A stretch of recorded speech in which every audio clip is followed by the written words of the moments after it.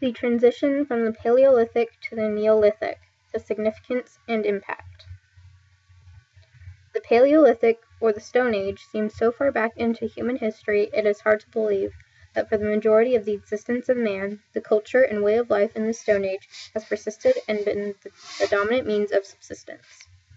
It took a major upheaval to completely uproot a worldwide subsistence pattern. When the Neolithic Revolution came along, it did exactly that. The Neolithic not only completely changed the world, but its lasting impact has shaped the development of humanity. The Paleolithic era was characterized by hunter-gatherer societies that move around and live in small groups. The hunter-gatherer way of life has been the prominent subsistence pattern from 7 million years ago up until the emergence of agriculture approximately 10,000 years ago. The Upper Paleolithic experienced an intensification of complexity. The Upper Paleolithic hunter-gatherers of Europe lived between 40,000 years and 8,000 years ago. These hunter-gatherers were cave and rock shelter dwellers. They had portable toolkits to make hunting easier as they moved around. They hunted reindeer, woolly rhino and mammoth, bison, rabbits, and birds. They also made cave paintings and statuettes, some of the most famous being the Grotte de Chevet cave painting in France and the Venus of Willendorf figurine. Around 10,000 years ago, the 7-million-year-old tradition and way of life was interrupted by the Neolithic Revolution.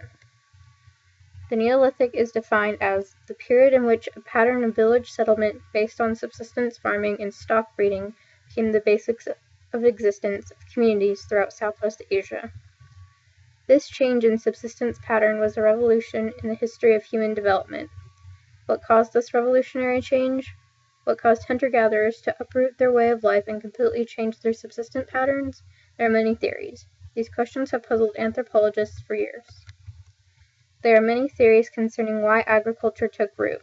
Some of these theories include social, ecological, population, and resource theories, as well as population pressure and climate change theories. Graham Barker has said that many scholars have been tempted to put a little bit of everything into the pot, stir well, and bring to a boil with a little climate change. Most likely the Neolithic Revolution was not sparked by a single event, but a culmination of these factors. All great upheavals in the history of man had to begin somewhere, and the Neolithic agricultural revolution began in the Levant. The earliest signs of agriculture took place in Southwest Asia around 10,000 BP before present in the Fertile Crescent. From there, other farming settlements popped up in more isolated parts of the world. These farming settlements developed independently of each other, all within a few thousand years of the others. In re-examining the definition of Neolithic, subsistence farming and stock breeding are crucial elements to the definition. These elements are also known as domestication and are crucial to agriculture. How does the process of domestication happen, and how is it different from foraging or cultivation? In plants, foraging is collecting wild plants without manipulating the plant in any way. Cultivation is treating plants with some degree of agricultural manipulation, but does not alter the genotype of the plant. Domestication is the full manipulation of biologically new types fully dependent on man for survival. The new types have gone through a change in their genotype. Cultivation is the step that leads to full-on domestication. An animal's domestication involves selective breeding of desirable traits. One theory that might explain how cultivation turned into domestication is that communities in the Middle East planted wild seeds to supplement their diet in time of drought, and these semi-permanent communities probably became sedentary farming villages eventually. In the Old World, wheat, barley, and cereals were first cultivated and domesticated. In the New World, crops such as corn, tobacco, sweet potatoes, beans, and chili peppers were among the first to be domesticated.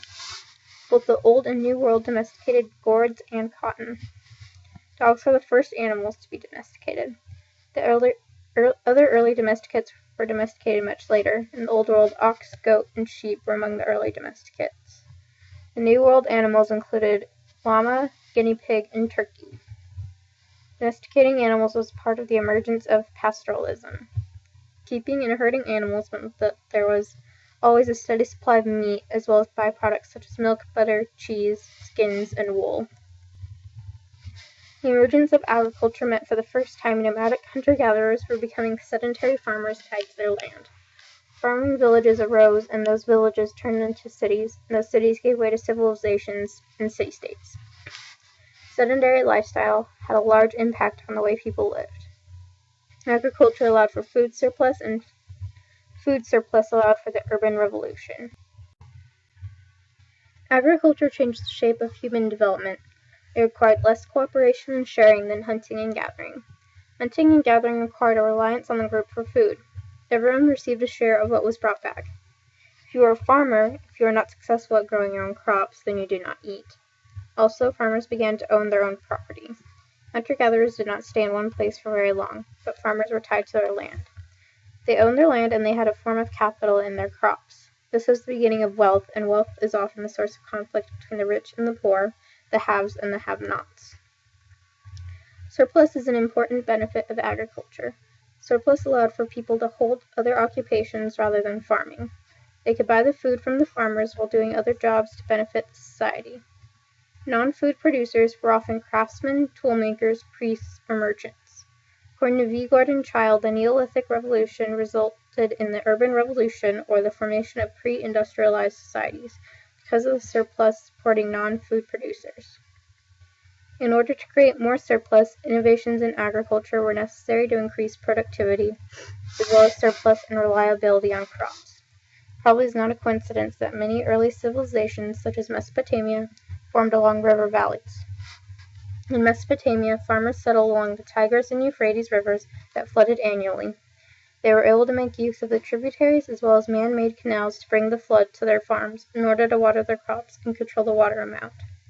Farmers began utilizing irrigation to water their crops. These civilizations are known as hydraulic civilizations. Irrigation allowed for higher populations to be supported. Irrigation also required a great deal of organization, cooperation, and leadership. Farmers had to work together to accomplish successful irrigation engineering. As mentioned earlier, agriculture had a large impact on the formation of civilization. Farming villages turned into cities, and cities into parts of city-states. In order to effectively appreciate the urban revolution, it is important to know what a city and a civilization entail. A city is a large, dense settlement characterized by specialization and interdependence between the city and the rural hinterlands, as well as between craftspeople, the farmers, and other city groups. The city provides services to its citizens, including security. A city is a centralized institution that regulates internal affairs and has a degree of organizational complexity. A civilization is usually part of a state, meaning it is part of a political unit governed by a central authority. A civilization consists of a number of cities with common culture, including language, technology, religion, art, and architecture. Civilizations are urbanized, state-level societies. Characteristics of pre-industrialized civilizations includes economies based on centralized accumulation of capital and social status through tribute and taxation, long-distance trade, division of labor, and craft specialization. Civilizations begin developing innovations in formal record-keeping, math, science, and written script.